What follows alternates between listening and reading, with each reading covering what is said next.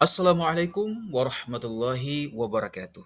Alhamdulillah, siswa-siswi SMA dimanapun berada, khususnya kelas 10, semoga dalam keadaan sehat walafiat tidak kurang dengan apapun. Berjumpa lagi dengan Pak Delvika dalam pembahasan materi pendidikan agama Islam dan budi pekerti. Di mana pada pertemuan kali ini kita akan membahas tentang materi tepatnya pada bab 4 asuransi bank dan koperasi syariah. Jadi kita akan mengupas tuntas terkait tentang asuransi bank dan koperasi syariah. Tentunya bagaimana pandangan Islam terhadap tiga hal ini. Bersama dengan Pak Delvika. Ya, semoga sahabat siswa-siswi SMA dimanapun berada dalam keadaan bergembira dan semangat dalam mengikuti materi ini.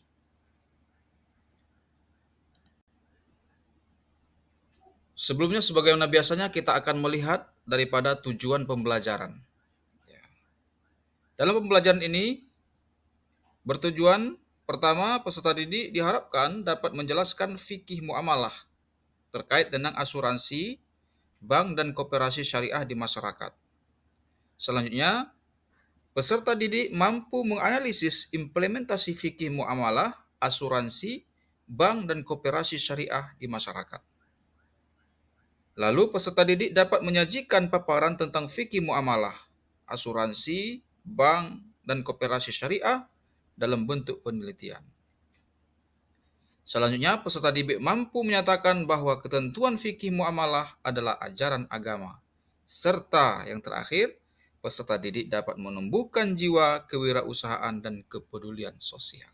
Nah, jadi teman-teman, pembahasan kali ini semoga bisa menginspirasi ya teman-teman siswa-siswi dimanapun berada untuk membuat usaha sebagaimana yang akan kita pelajari pada selanjutnya ya. Usaha kita itu sesuai dengan syariah tentunya.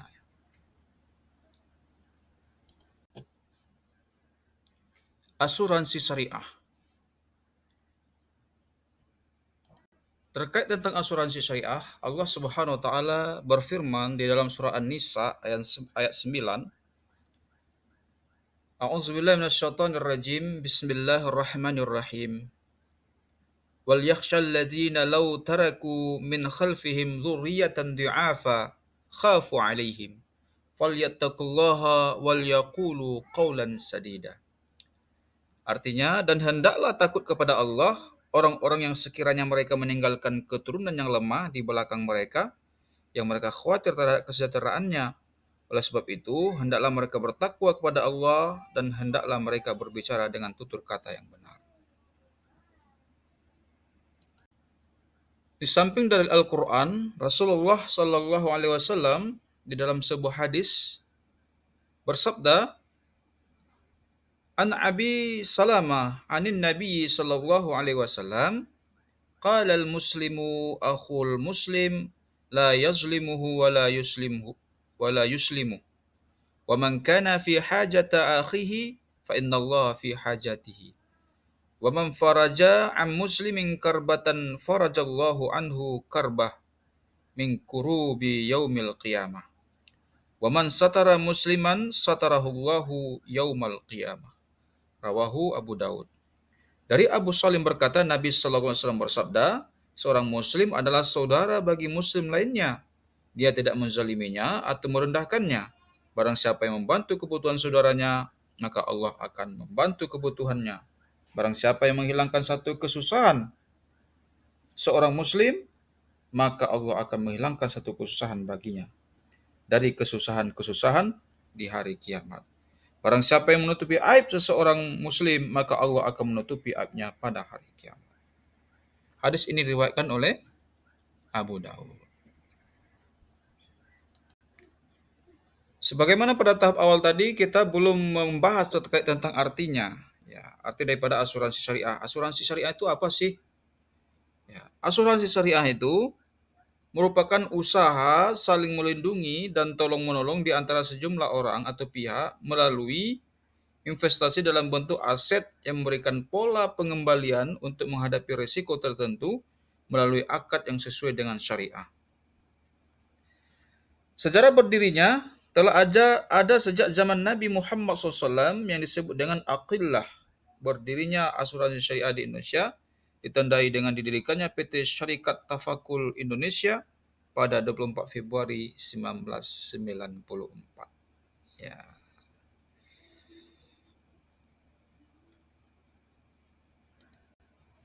Jika sudah tahu pengertian dan sejarahnya, tentu kita harus tahu hukumnya bagaimana di dalam pandangan Islam. Nah, ini teman-teman.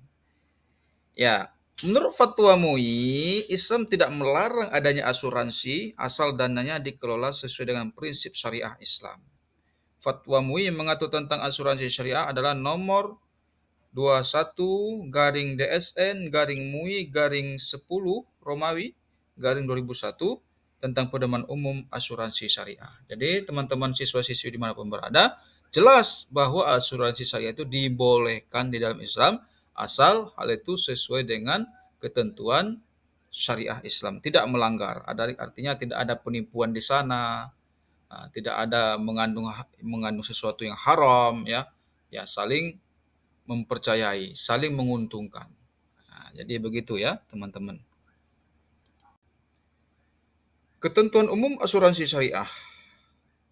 Akad, premi, klaim, tujuan, dan prinsip. Pada akad, ya ketentuannya bagaimana? Tidak mengandung gharar atau penipuan, tidak mengandung maisir atau perjudian, tidak mengandung riba, kezaliman, dan riswah atau suap, tidak menggunakan barang yang diharamkan. Premi, pembayaran didasarkan atas jenis akadnya. Penentuan besaran premi berdasarkan tabel mortalita dan morbilita. Klaim, pembayaran berdasarkan akad yang disesuaikan, ya disepakati. Klaim akad tijarah, tak sepenuhnya peserta perusahaan wajib untuk memenuhi. Ya. Kemudian eh, klaim akad tabarru, hak sepenuhnya peserta perusahaan memenuhi sebatas kesepakatan dalam akad. Nah, selanjutnya tujuan. Ya, tujuannya apa? Meringankan, meningkatkan kesejahteraan peserta, memperoleh pembayaran ganti rugi jika mengalami kerugian. Prinsip bagaimana? Sebagai bentuk perlindungan dan tolong menolong. Ya, prinsipnya ya, tolong menolong ya.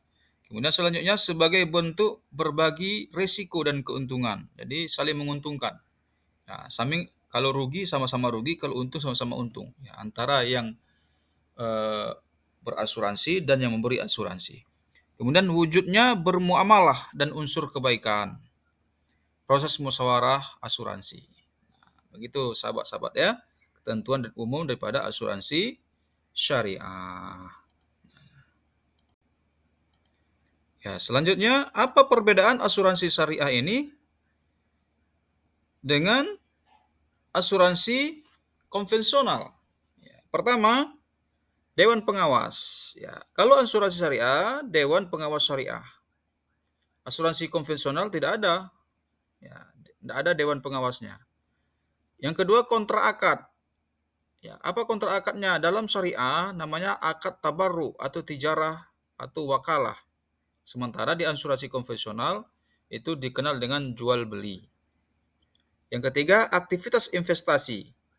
Di dalam asuransi syariah menggunakan prinsip syariah dan bagi hasil.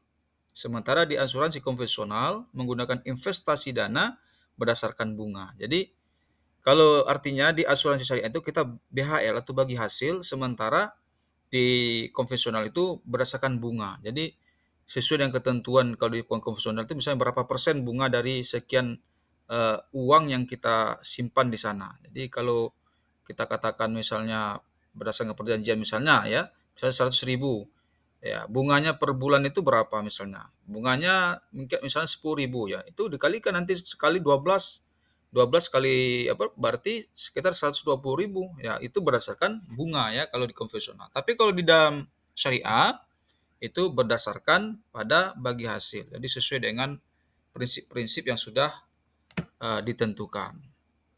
Yang keempat, kepemilikan dana. Jadi asuransi syariah, dana itu milik nasabah. Perusahaan hanya mengelola dana. Jadi pemilik dana itu adalah nasabah. Artinya kita jika kita ikut asuransi tadi. Sementara di dalam asuransi konvensional, dana itu milik perusahaan, sehingga perusahaan bebas menggunakan dana tersebut. Ya, jadi kalau kita sudah tanamkan dana di sana, ya itu jadi milik perusahaan, nggak milik kita lagi. Milik kita itu ya seperti bunga tadi itu yang punya kita. Yang kelima, pembayaran klaim. Ya, asuransi syariah, sumber dana klaim berasal dari dana rekening tabarruk.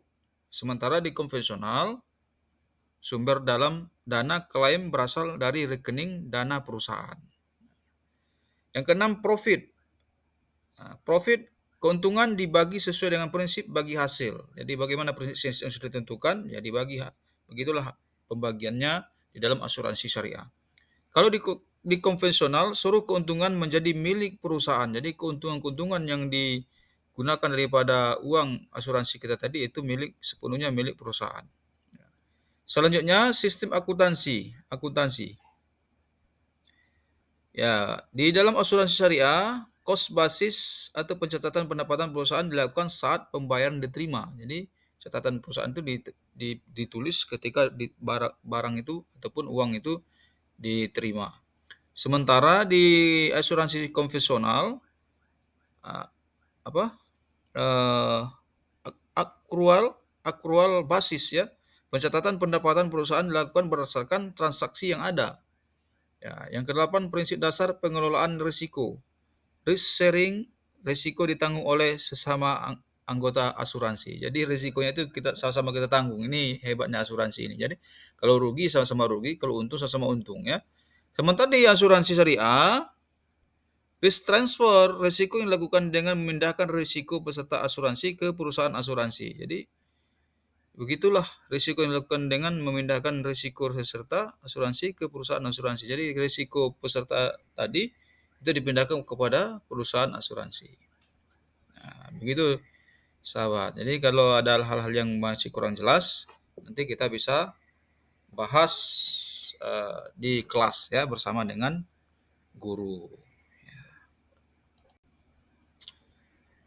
Selanjutnya, apa manfaat daripada asuransi syariah? Ya, manfaatnya apa? Pertama, terbebas dari riba dalam praktek ekonomi. Jadi nggak ada riba di sana. Jadi kalau dalam Islam itu riba itu haram, ya. Kemudian pengelolaan dana berdasarkan syariat Islam. Nah, jadi kalau nggak syariat tadi ya tidak sesuai dengan syariat Islam, ya. Mungkin mengikuti hukum internasional, ya, bagaimana pembagiannya, ya.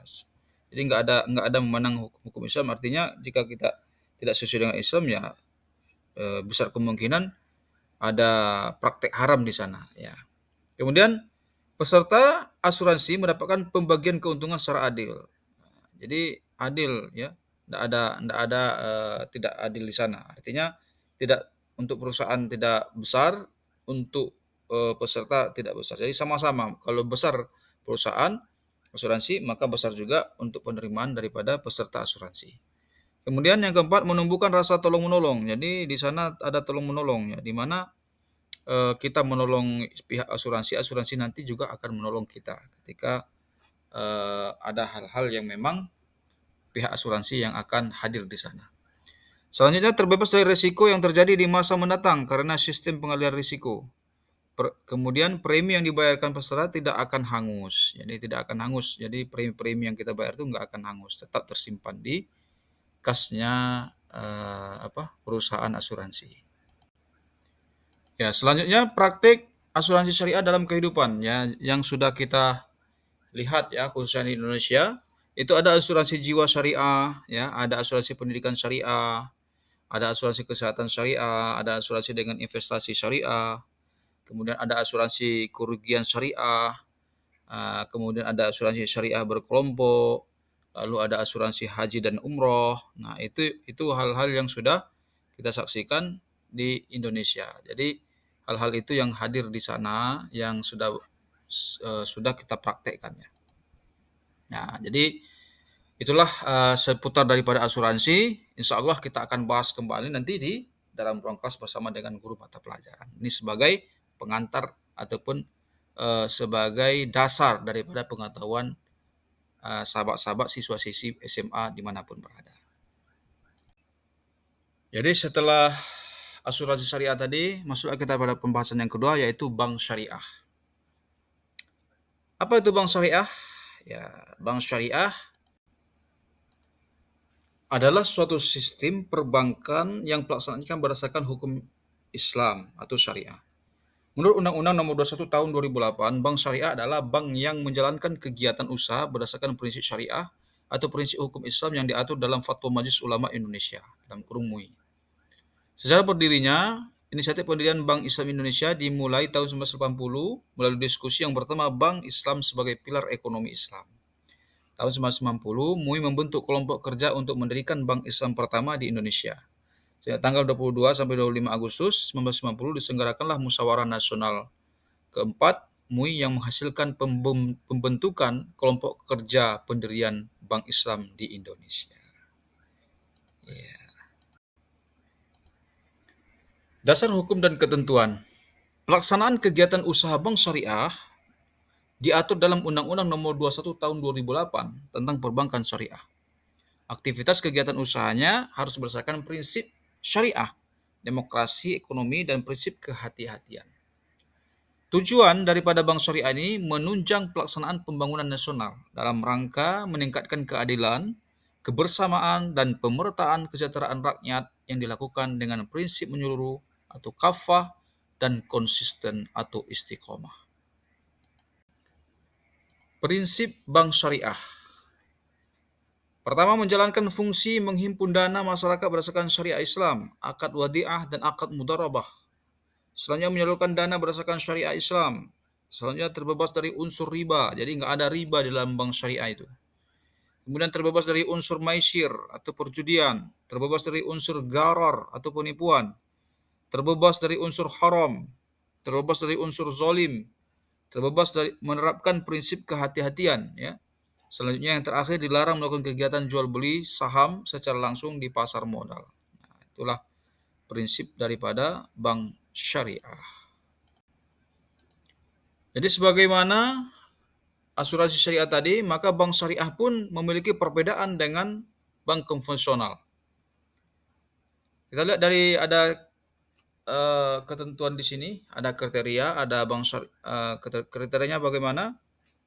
Pendapatan ya di bank syariah bagi hasil.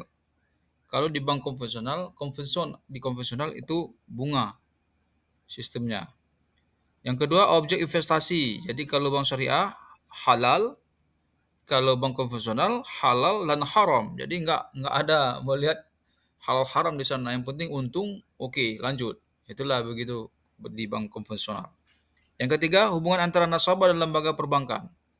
Di bank syariah, penjual pembeli kemitraan sewa dan penyewa. Jadi artinya bersifat kemitraan ya. Sementara di konvensional, debitur atau pihak yang berutang dan kreditur pihak yang memberikan pinjaman. Nah, istilahnya ya.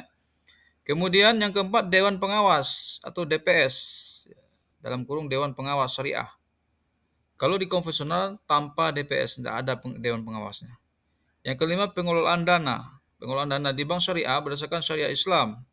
Bank konvensional berdasarkan hukum formal negara. Jadi bagaimana ada hukum formal ada negara kita, Indonesia, maka begitulah hukum ataupun ketentuan yang dilaksanakan oleh bank konvensional. Sistem akuntansi cash basis, sementara di bank konvensional akrual basis. Yang ketujuh, pengelolaan denda. Bank syariah tidak ada, sementara di bank konvensional terdapat pengelolaan denda. Nah, itu sahabat ya. Ya, selanjutnya manfaat bank syariah.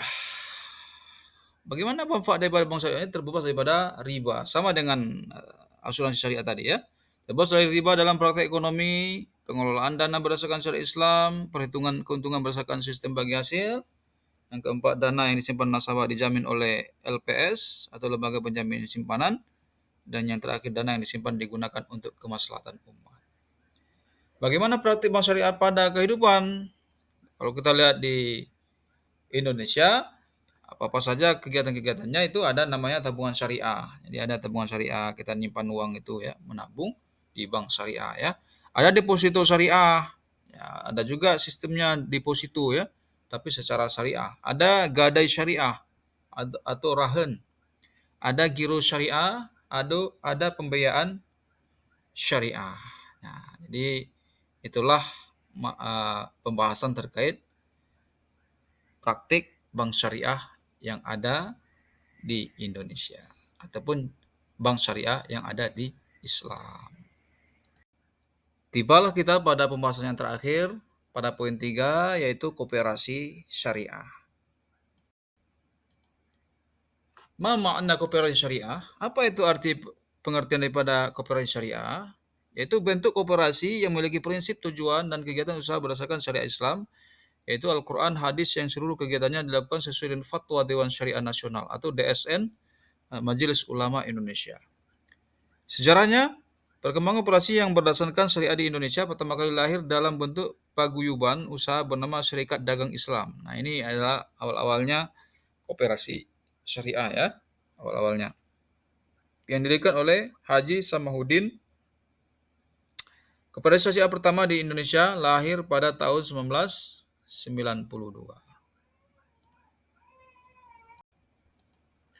Dasar hukum, ketentuan hukum, tujuan dan prinsip koperasi syariah. Pertama, dasar hukum. Dasar hukumnya yaitu Al-Quran dan hadis. Yang pertama. Yang kedua, dasar hukum daripada koperasi syariah, Pancasila dan Undang-Undang Dasar 1945. Tiga, Peraturan Menteri Koperasi dan Usaha Kecil dan Menengah UMKM nomor 16 per M UMKM 9/2015 tentang pelaksanaan kegiatan usaha simpan pinjam dan pembiayaan syariah oleh koperasi. Yang keempat, kekeluargaan dan kepentingan bersama. Ketentuan hukumnya, semua kegiatan di koperasi syariah adalah kegiatan yang halal dan bermanfaat, menguntungkan dan bagi hasil. Yang kedua, menjalankan fungsi dan peran sebagai badan usaha. Tiga, setiap usaha yang dilakukan harus mengacu pada fatwa dan ketentuan Majelis Ulama Indonesia. Yang keempat, setiap usaha yang dijalankan tidak boleh bertentangan dengan peraturan undang-undang yang berlaku. Adapun tujuan daripada koperasi syariah ini, pertama yaitu koperasi syariah bertujuan meningkatkan ekonomi para anggota, itu pertama. Kemudian yang kedua, mensejahterakan masyarakat secara umum, dan yang ketiga, serta membangun perekonomian Indonesia sesuai prinsip Islam. Prinsip daripada koperasi syariah yaitu pertama, kekayaan merupakan amanah dari Allah SWT dan tidak bisa dimiliki secara mutlak. Yang kedua, setiap manusia berhak bermuamalah sesuai dengan ketentuan syariah. Yang ketiga, umat manusia adalah khalifah Allah SWT yang berperan dalam kemakmuran di bumi. Yang keempat, menjunjung tinggi keadilan dan menolak semua yang berhubungan dengan riba. Kriteria daripada koperasi syariah ini, dalam hal pendapatan, kalau bank syariah itu sifatnya bagi hasil, sementara bank konvensional sifatnya bunga. Dalam hal pengawasan, berfokus pada kinerja kalau bank syariah ya, fokus pada kinerja pengelolaan koperasi sesuai dengan syariah Islam, kejujuran internal, penyaluran dana dan pembagian hasil. Sementara di koperasi konvensional itu berfokus pada kinerja pengelolaan koperasi. Kemudian selanjutnya kriterianya itu lagi pengelolaan dana. Kalau dalam pengelolaan dana itu di bank syariah itu berdasarkan syariah Islam. Sementara di koperasi konvensional itu berdasarkan Pancasila dan Undang-Undang Dasar 1945 serta berdasarkan atas kekeluargaan. Kemudian penyaluran produk. Kalau di koperasi syariah, produk dijual secara tunai dan tidak menerapkan sistem bunga. Sementara di koperasi konvensional memperlakukan sistem kredit dan menerapkan sistem bunga. Kemudian lembaga zakat. Di bank syariah, di koperasi syariah berfungsi sebagai lembaga zakat, ya. Sementara di konvensional tidak berfungsi sebagai lembaga zakat. Nah, itu adalah perbedaan antara koperasi syariah dan koperasi konvensional. Adapun manfaat daripada koperasi syariah, itu pertama, mengembangkan segala potensi yang ada pada setiap anggota serta meningkatkan kesejahteraan sosial. Yang kedua, memperbaiki dan meningkatkan SDM para anggota agar lebih amanah, profesional, dan konsisten dalam sesuai prinsip syariah. Yang ketiga, mewujudkan dan meningkatkan ekonomi nasional. Yang keempat, menjadi wadah wajah atau mediator yang menghubungkan penyandang dana dan pengguna dana agar lebih optimal. Terakhir, membuka dan memperluas lapangan kerja bagi para anggota dan masyarakat. Jika kita lihat daripada praktiknya di Indonesia, koperasi syariah ini apa saja penerapan dalam bidang bisnis atau tamwil, meliputi simpanan, pinjaman, dan pembiayaan. Hampir mirip bank tadi ya. Kemudian penerapan dalam bidang sosial, meliputi kegiatan menghimpun dan menyalurkan zakat, infak, sedekah, dan wakaf. Baik, teman-teman siswa-siswi SMA, dimanapun berada, tibalah kita pada kesimpulan akhir daripada pembelajaran kita yang sudah beberapa menit kita bersama, di mana kesimpulan dapat kita tarik pada pembelajaran ini, yaitu asuransi, bank, dan koperasi syariah adalah wadah bagi umat manusia untuk saling tolong-menolong, membantu mempererat persaudaraan, dan mengembangkan bakat dan usaha sesuai dengan prinsip syariah Islam yang bertujuan untuk membangun dan meningkatkan ekonomi masyarakat secara nasional dan merata. Adanya asuransi, bank, dan koperasi nasional semata-mata untuk menjauhi manusia dari perbuatan yang dilarang Allah SWT, seperti riba, penipuan, perjudian, suap, perbuatan-perbuatan yang dilarang lainnya. Ketiga hal ini telah diatur dalam Undang-Undang, Fatwa Dewan Syariah Nasional, dan Fatwa Majelis Ulama Indonesia. Wallahu alam. Semoga bermanfaat.